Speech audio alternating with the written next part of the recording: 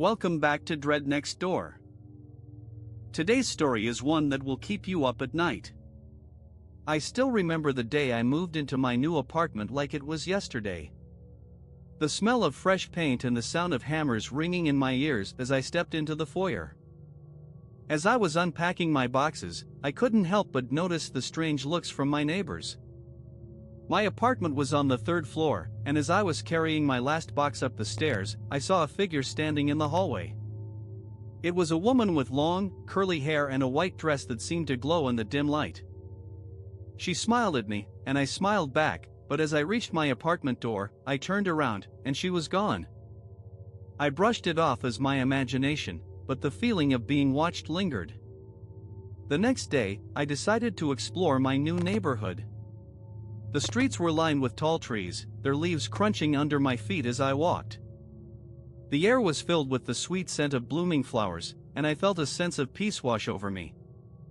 But as I turned a corner, I noticed a figure standing in the shadows.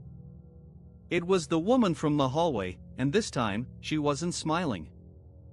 I quickly turned around and headed back to my apartment, feeling a chill run down my spine.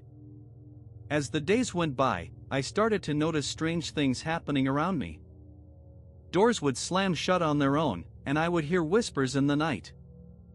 I tried to convince myself it was just the old building settling, but deep down, I knew something was off. One night, I woke up to the sound of someone knocking on my door. I got out of bed and approached the door cautiously, my heart racing. As I opened it, I saw the woman standing in the hallway, her eyes black as coal. She didn't say a word, but instead, handed me a small piece of paper with a message scrawled on it: "Get out while you still can." I was terrified, but I tried to stay calm. I asked her who she was and what she wanted, but she just turned around and disappeared into thin air. The last thing I remember is the feeling of being pulled back into the apartment, back into the heart of the horror. If you enjoyed this story, make sure to hit that like button and subscribe for more tales. Drop a comment below telling us your personal experience. Until next time, sleep tight.